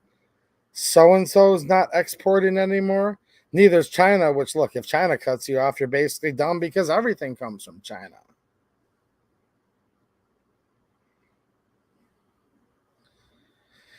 And that is how the new forms of gun control are going to look for a little while. There's the blatant, we want an assault weapons ban. We want to ban bump stocks. Of course, they're always going to do that. They're never, ever, ever going to stop until we can finally just take our country back and not have to deal with this crap. But they're getting smarter now. The Ministry of Gun Control in Michigan. And then a few days later, the U.S. Surgeon General just comes right out and says, now it's a public health crisis. The epidemic of guns. That's what they're working on. Michigan said, look, we passed all of these and we're just getting started. The Dems win, again, keep the House, the Senate, and of course the governorship. Yeah, she's a real beauty, right? Keep that going on. Another term.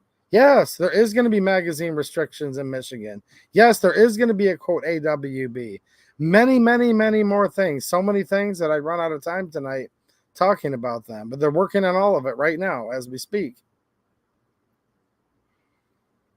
This is the order of states like Michigan, all liberal controlled states.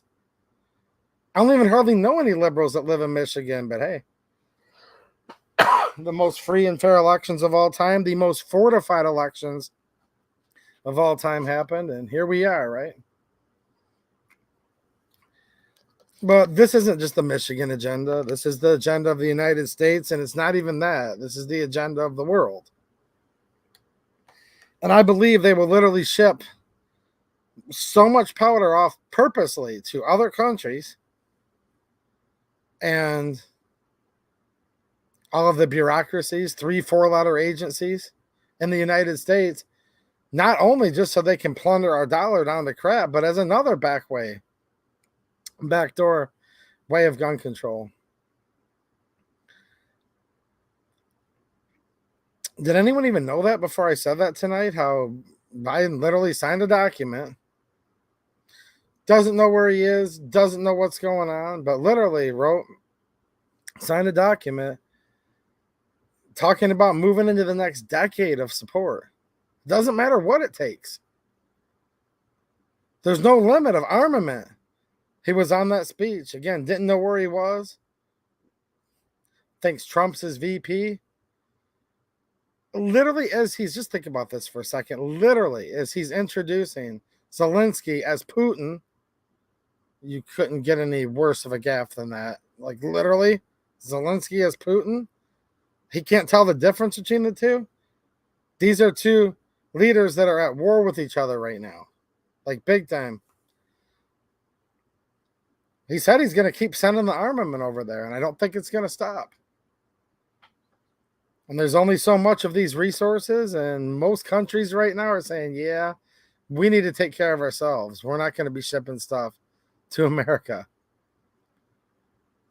Make sure you're in order and have what you need. Mateo, I was talking to him just the other day about this. Yeah, it was one of the deals that I shared on Locals, wasn't it? He says just bought 400 rounds of 223 and bought 2 cases of 40. Good. I mean, so many times people sit there. I hate when this happens. Oh, geez, 9mm FMJ, 115 grain is $50 a box. I remember that just like 4 years ago. And now it's like 11. And the 223 Mateo's talking about is like 8.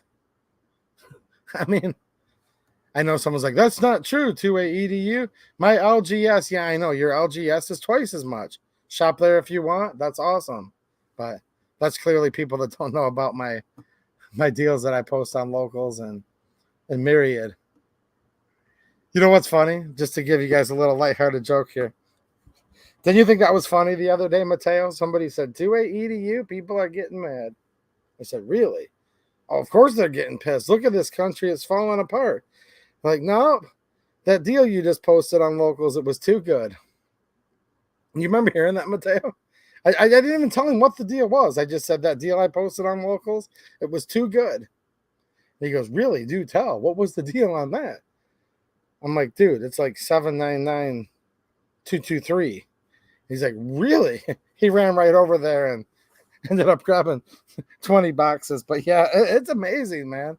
Some of the stuff that you run into in the gun community, they were mad at me. They said, the deal's too good. And Patrick 7 just became a YouTube channel member. Well, thanks, man. And I don't know if you've noticed yet, but you have access to some custom emojis now, as well as some supporter-only content, which I share with Patreon supporters, local supporters, as well as YouTube channel members. And Locals is free to join. Yes, it is.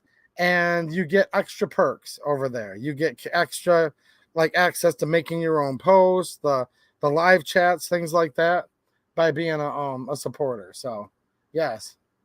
And, dude, most of the live streams over there I do for everybody. Some of my advisors said, dude, you shouldn't do that, man. You're ready to bankrupt this channel and not even be able to afford to do it much longer. You're still doing everything for free. I'm like, man, I like doing as much as I can for free. Even if they do get mad because the deal was too good, I posted. I mean, whatever. But no, much to maybe my own eventual demise, I do most of the live streams over there totally free. But supporters get extra perks, like they can chat on the live chat and make their own posts and all that. But dude, it's a place that you can feel good because you can actually literally like financially support the channel for free over there too. So check it out. And I can definitely post other stuff there that I can't hear. I post some extra stuff on X as well as Myriad Social as well. I'm going to read a couple more chats and then I'm going to jump off. But keep your eye on that gunpowder situation. I'm working on putting a story together. But I wanted to give you guys a little heads up because this late at night, a lot of people were like, I noticed when I was playing that video of the senator, like literally telling people how crazy the cabal is. It dropped from like 120 people down to 80.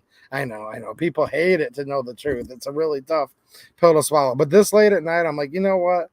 The diehards that are still here, you know, that really get it. I'll give you guys a little teaser. Don't take it for granted too much longer. And I'm working on a more complex story with some sources. I'm just trying to put it all together. Wild Bill Ohio says, of course, now they have new merchant codes. Yes. Implemented to track firearms, ammo, accessories. Yeah. No more sporting goods label. Dude, they're tracking everything, though. At this point in time, if you're not on a list, then you ain't doing something right. I mean, let's just face it. Anyone that's worried about being on a list right now at this point, I mean, you know, I don't know what you guys think about that, but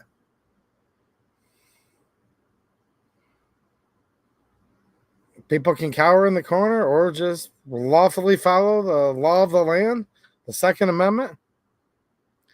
and fly your pirate flag and be ungovernable, I guess. I don't know.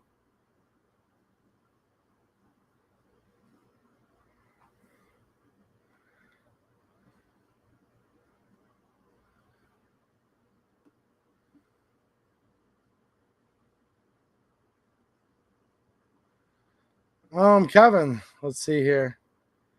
I'll give you a quick answer. Do you want me to answer the question? Was that just a statement or is it an actual question?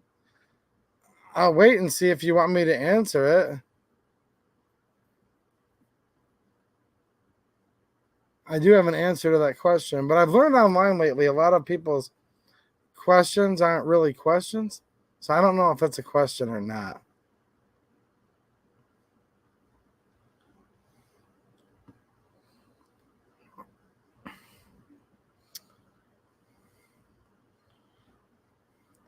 Mateo just picked up a new AR-40 through one of the deals that I posted on Locals. Yeah, like 40 Smith & Wesson. That's pretty cool, man. And you were just out there shooting it today, I know. What's up, Mike McClune? How you doing, man? What's up, DLD After Dark?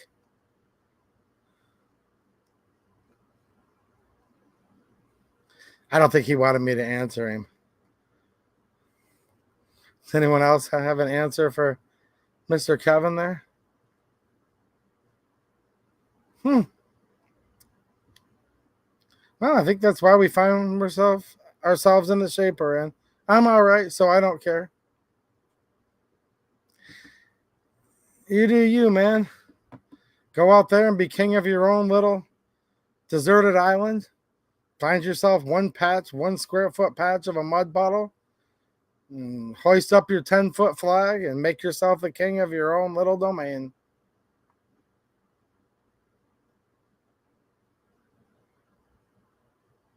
Because, well, some of you guys just listen. Here's the comment I'm reading. And what's happening, Kevin? I don't mean this personally, but you left the comment, so I'll reply to it. He says, I don't know why everyone is all up in arms about the government trying to confiscate firearms or pass laws to take them away. I already got what I need. No matter what laws they pass, I'll never comply.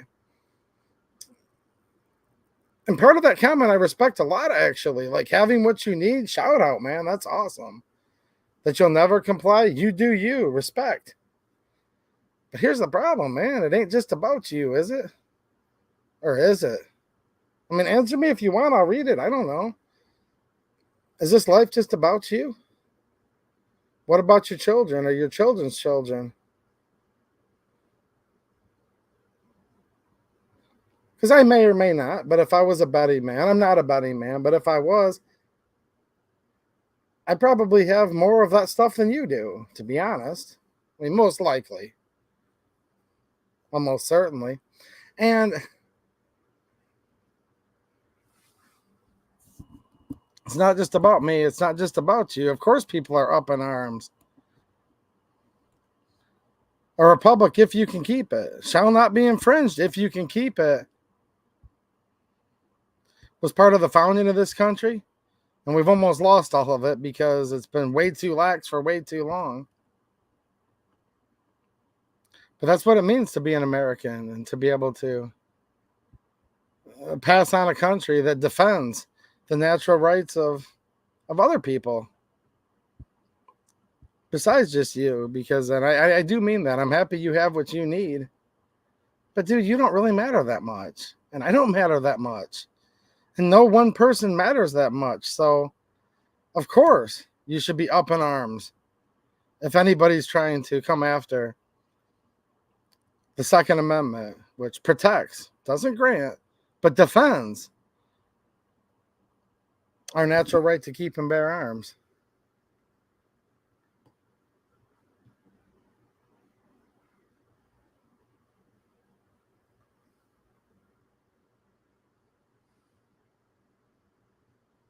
Yeah, and that's what I was talking about, DLD, but I get that comment so much.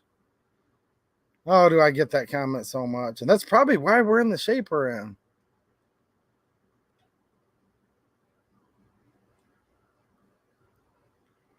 We need more strong men in this country. This country was founded on brave, strong men, and like it was touched on earlier,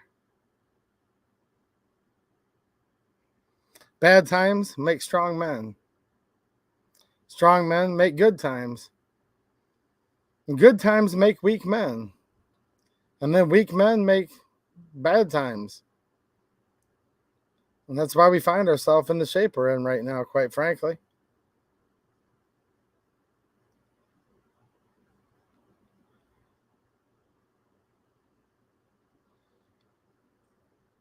And it is about having what you need. A responsible person has what they need and doesn't wait until they're panicked.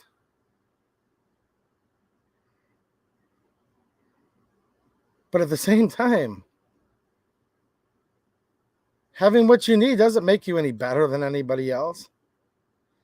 And for all the people out there that are like, well, I have what I need, so everyone else can just go kiss off. It's like, dude, what if somebody just turned 18? What if somebody had 1 million rounds of ammo because they had good fortunes in life, then they lost all of it?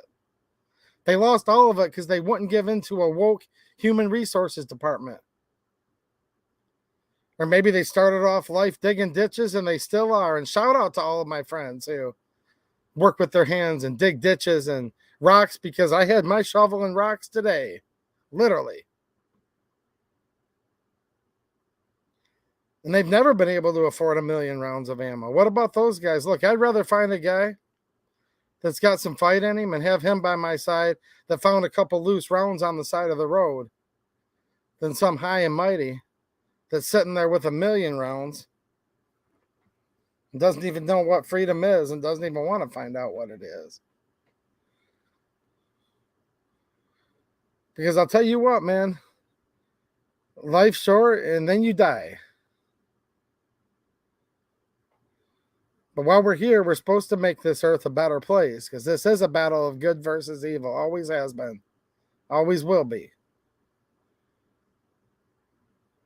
It's about trying to make it a little bit better when you left it than when you got there, in my opinion. And I think in a lot of people's opinion, including almost all of you that are watching right now.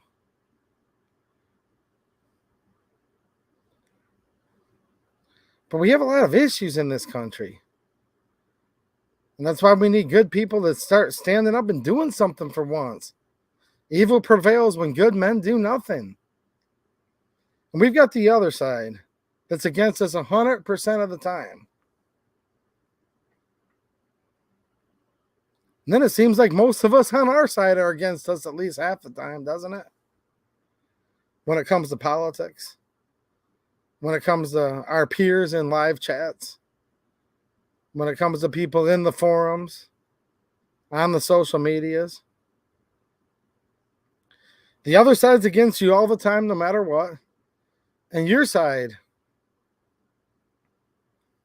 is against you. It seems like at least half the time, if not more times than not.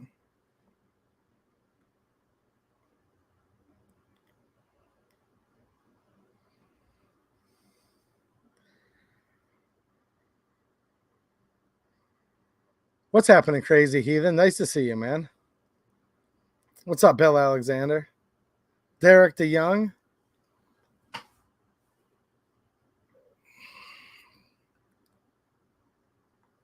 What's up, Randy Newman? How's it going, man?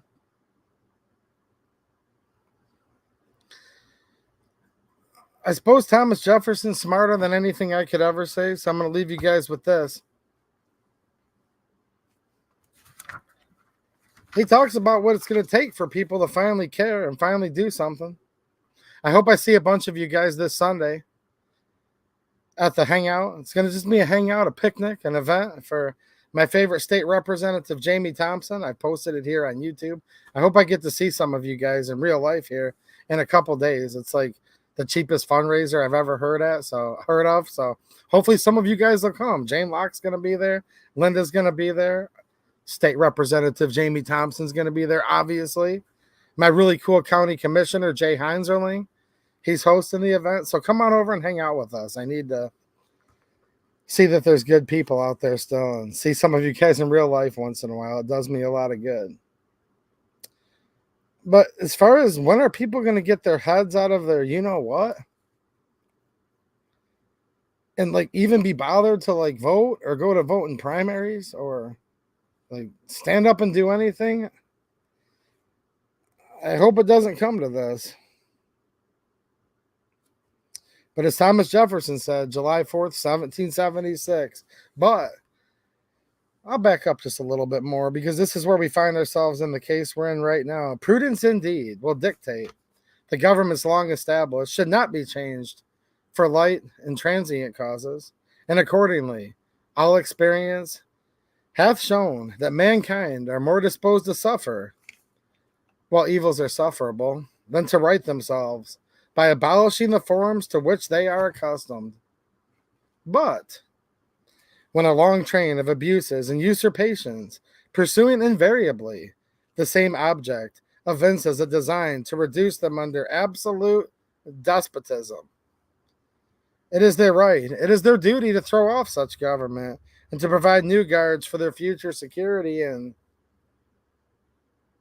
I actually can't stand war at all. Really. I wish all the war would go away and we never have to fight another one. But hey, when people can't be bothered to do anything, when they can't be bothered to learn that politics are downstream from culture, when people won't get involved in fighting this culture war, which is a battle of good versus evil, and when people can't be bothered to do anything, and I don't mean you guys watching right now, I just mean collectively we the people, obviously. Look at the shape we're in right now. We're getting really close to losing our country. I guess the evils are still sufferable, and I hope we don't have to be reduced under absolute despotism, but all experience hath shown is what Thomas Jefferson said. And you know what? The more I read this, the more it seems like I'm reading something that was just written today. You know what I mean? I'll be there early, Jane. We'll help you get that out of the car. Thank you. Jane's going to be providing some PA stuff. So, yeah, I'll see you there, Jane. 2:30. I'm going to try to be there by 2 o'clock. So, hopefully I'll beat you there. And we will get to hang out with the lovely Jane Locke. Crazy Heathen. There's two Second Amendment rallies coming up. One in August and one in September. And I am going to start talking about both of those. And I hope I get to see you guys. The Hangout, Patrick 7, go to my YouTube community page. It's the 12th. Today's the 12th. I'm sorry. The 14th. Today's the 12th. It's the 14th this Sunday. And it's in Monroe, Michigan, like right on Lake Erie. So check that out. I posted it on Myriad Social if you want to go there and check that out. I posted it here on YouTube community page, locals, Facebook, X. I'm going to post it on all those again because I'd like to see you guys there. There's going to be like food and games, and it's literally like on the beach. So yeah, I hope I can see some of you guys in real life. And a lot of you guys have different views on, well, is it time to do this? Is it time to do that? And I know a lot of you have different faiths and you get your wisdom from many different places, but I want to read a verse yet again that I've read before, but I still think about it a lot. See, there's my favorite state representative hanging out, providing a bookmark for Ecclesiastes chapter 3. To everything there is a season, a time for every purpose under heaven, a time to be born and a time to die, a time to plant and a time to pluck what is planted, a time to kill and a time to heal, a time to break down and a time to build up, a time to weep and a time to laugh, a time to mourn and a time to dance, a time to cast away stones and a time to gather stones, a time to embrace and a time to refrain from embracing, a time to gain and a time to lose, a time to keep and a time to throw away. We need to throw away this tyranny and these infringements, and we need to keep this Constitution. We always need to keep the Constitution and the Bill of Rights and the Word of God. A time to tear and a time to sow. A time to keep silence and a time to speak. A time to love and a time to hate. A time of war and a time of peace. Had a good time seeing you all, and I look forward to seeing you all again very soon. And hopefully I can see as many of you as possible in real life this Sunday. Check out my YouTube community page and everywhere that I'm online, because I'm going to repost that flyer a little bit later. All right, guys. Thanks for watching, and have a good one.